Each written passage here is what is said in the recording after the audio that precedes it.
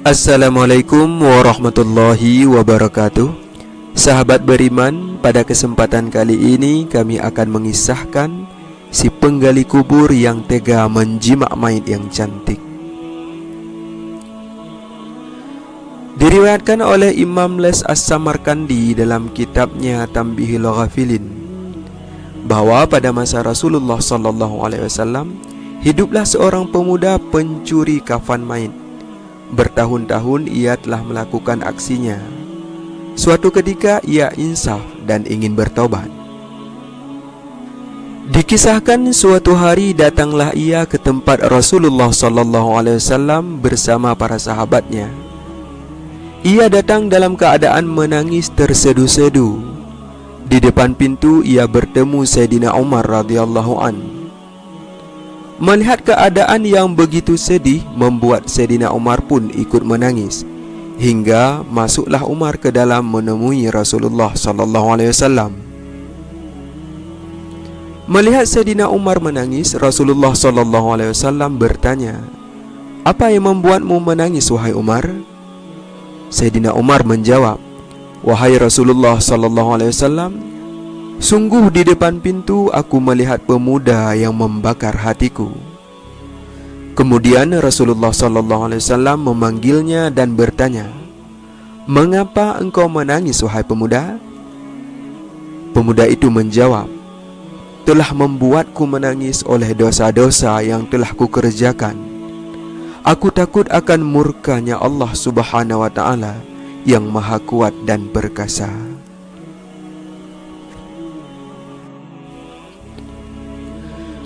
Maka Rasulullah SAW bertanya, "Adakah engkau menyekutukan Allah dengan sesuatu, wahai pemuda?"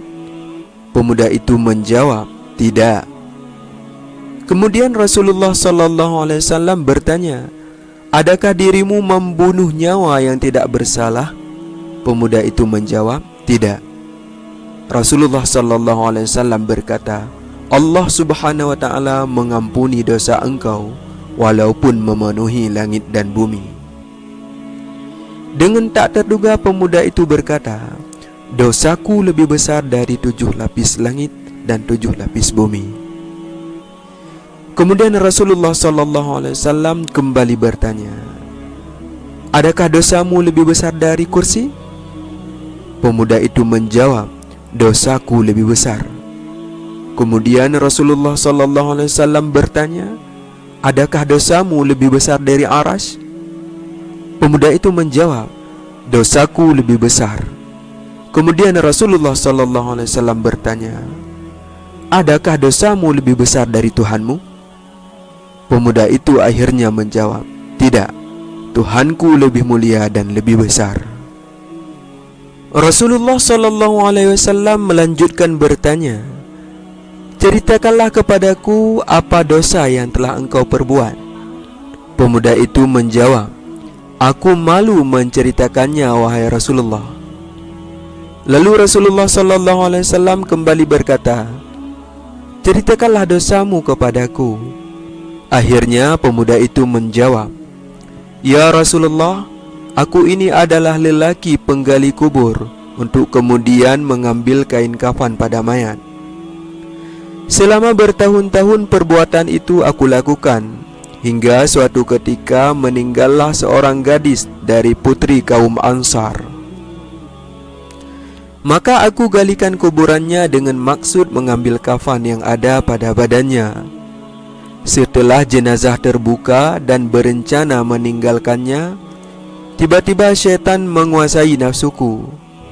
Bukannya aku pergi, tapi malah aku mendekati dan menjimaknya. Namun setelah semua itu berlalu, ada hal yang tak terduga terjadi. Jenazah itu berdiri dan berkata, 'Celakalah dirimu, wahai pemuda. Apakah dirimu tidak malu dengan Allah Subhanahu wa ta'ala, Zat yang hari kiamat kelak akan memutuskan keputusan seadil-adilnya, dan ia akan mengambil seluruh hak orang yang terzalimi dari mereka yang zalim. Engkau membiarkanku telanjang di antara orang-orang yang telah mati, dan engkau membuatku berdiri dalam keadaan berjunub di hadapan Allah Subhanahu wa taala kelak.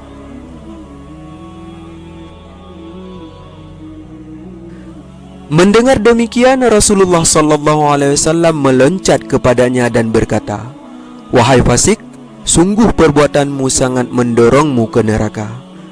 Keluarlah kamu dari majelis kami." Akhirnya pemuda itu pun keluar dan bertobat nasuha 40 hari 40 malam. Tepat pada malam ke-40, dengan nada sedih ia berkata dalam doanya sambil mengangkat kepalanya ke langit, "Wahai Tuhan Muhammad, Tuhan Nabi Adam, Tuhan Hawa, jika engkau telah mengampuniku, maka beritahulah Muhammad dan sahabatnya. Namun jika engkau tidak mengampuniku, kirimlah lidah api dari langit hingga membakarkanku, dan lepaskanlah aku dari azab akhirat." Dalam satu riwayat, seluruh binatang buas dan binatang liar ikut sedih dan menangis melihat pemuda itu bermunajah kepada Allah Subhanahu wa taala.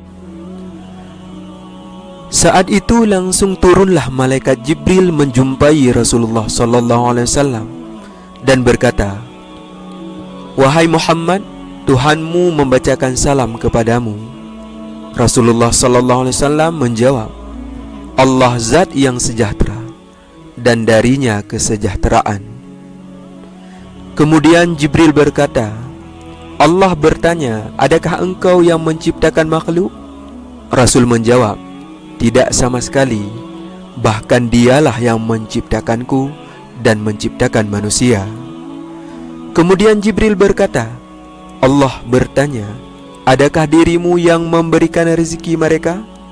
Rasul menjawab, "Tidak sama sekali, bahkan dialah zat yang memberikan rezekiku dan rezeki manusia." Kemudian Jibril bertanya kembali, "Allah berkata, adakah engkau yang menerima taubat manusia?" Rasulullah sallallahu alaihi wasallam menjawab, "Tidak sama sekali, bahkan dialah zat yang menerima taubatku dan taubat mereka."